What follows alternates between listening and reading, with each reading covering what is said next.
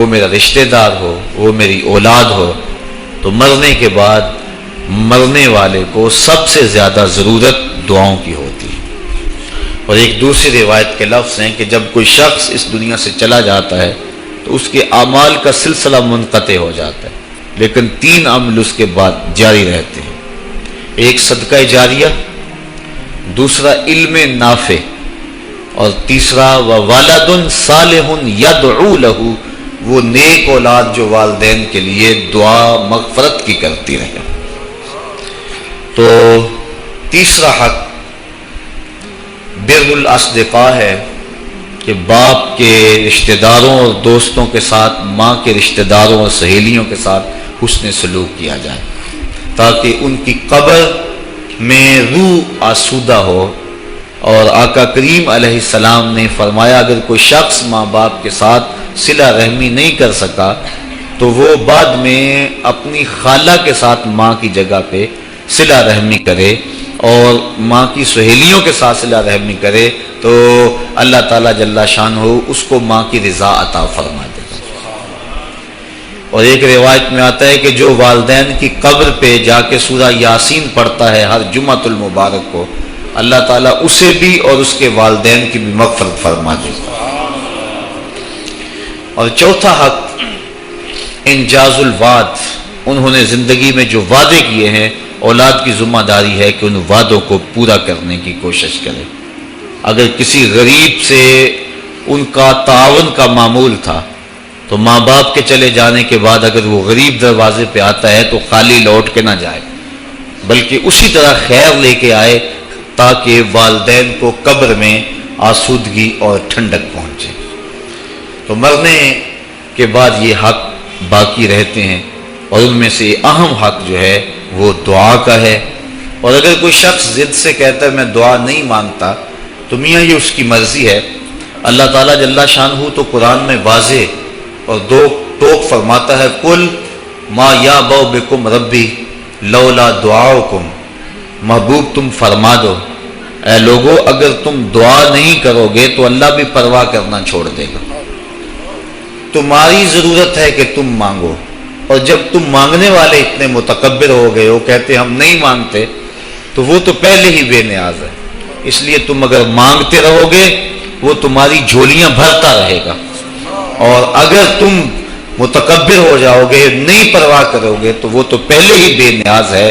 مانگنا تمہاری ضرورت ہے، اس کی ضرورت نہیں ہے کہ وہ تمہیں دے، لہٰذا تم اس کو اس سے طلب کرتے رہو، جھولی پھیلا پھیلا کے مانگتے رہو، وہ تمہاری جھولیاں بھرتا رہے گا۔ تو پہلا حق جو ہے وہ پہلا مقصد ہماری ایسی تقاریب کے انعقاد کا دعائے مغفرت ہے۔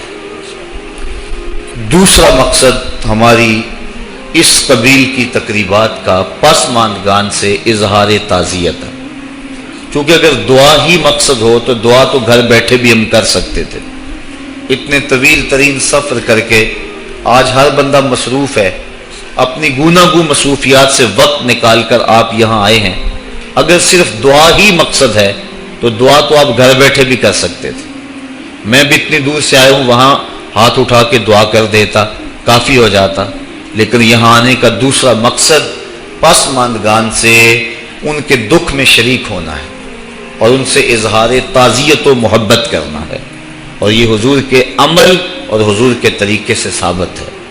حضرت ماعز ابن مالک رضی اللہ تعالی عنہ حضور کی خدمت میں جب حاضر ہوئے اور ایک حد کے لیے اپنے آپ کو خود پیش کیا، عرض کی حضور مجھے پاک کر دیجئے۔ میرے آقا کریم نے فرمایا جاؤ اللہ سے معافی مانگو، وہ تمہارے گناہ معاف کر دے گا۔ وہ گئے، معافی مانگی، لیکن بے چینی اور اضطراب ایسا تھا، پھر پلٹ کے آ گیا، پھر عرض کی حضور مجھے پاک کر دیجئے، طہرنی یا رسول اللہ صلی اللہ علیہ وسلم۔ حضور نے فرمایا جاؤ نا معافی مانگو اللہ سے، اللہ تمہیں معاف کر دے گا۔ وہ گئے، معافی مانگی، پھر پلٹ آئے اور عرض کی طہرنی، حضور مجھے پاک کر دیجئے۔ قال فیما اطہرک، کہا کس جرم سے پاک کروں؟ بار بار آ جاتے ہو، تمہیں کہا ہے کہ جاؤ اللہ سے معافی مانگو تمہیں معاف کر دیا جائے گا، لیکن تم پھر پلٹ آتے ہو۔ قال من الزنا، عرض کی حضور مجھ سے زنا سرزد ہو گیا، ہوں میں شادی شدہ اور شادی شدہ زانی کی جو سزا ہے وہ کڑی بھی ہے، میرے علم میں ہے کہ اسے سنسار کر دیا جائے، وہ دھرتی پہ جینے کے قابل نہیں ہے، لیکن اس کے باوجود میں اقرار کرتا ہوں تاکہ جو آخرت کی سزا ہے اس کے مقابلے میں یہ دنیا کی سزا کچھ بھی نہیں ہے۔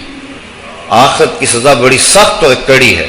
آقا کریم نے ایک دن حضرت جبریل امین سے پوچھا مجھے جہنم کے عذابوں کا تذکرہ سناؤ، تو انہوں نے عرض کی حضور اخف العذاب، سب سے خفیف اور ہلکا عذاب یہ ہوگا کہ جہنمی کے پاؤں میں آگ کا جوتا رکھا جائے گا، پورا باقی بدن سلامت ہوگا، صرف پاؤں میں آگ کے جوتے رکھے جائیں گے۔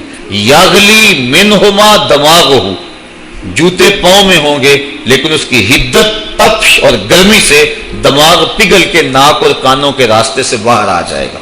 یہ سب سے ہلکے عذاب کی کیفیت ہے، اور جو سخت عذاب ہیں الیاذ باللہ۔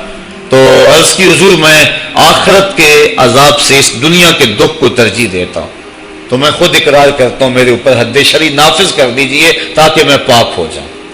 آقا کریم نے فرمایا کہ انہوں نے نشہ تو نہیں کیا ہوا؟ ایک صاحب اٹھے، منہ سونگا، عرض کی نہیں حضور ایسی کوئی کیفیت نہیں۔ پھر فرمایا کہ اس کا توازن عقلی تو ٹھیک ہے، اتنی بڑی سزا اس جرم کی اور یہ بار بار اقرار کیے جا رہا ہے؟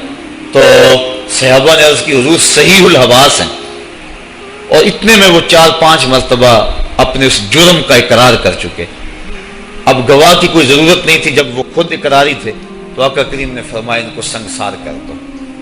مائز ابن مالک اسلمی کو پتھر مار مار کے سنگسار کیا جا رہا ہے۔ یہ مسلم کتاب الحدود کی روایت ہے، اور ایک روایت کے لفظ ہیں جب ان کو سنگسار کیا جا رہا تھا حضور مسجد نبوی میں کبھی کھڑے ہو جاتے تھے، کبھی بیٹھ جاتے تھے، آنکھوں میں آنسو تھے، بدن پہ لرزہ تھا۔ کسی نے کہا بندہ نواز خود ہی حکم دیا ہے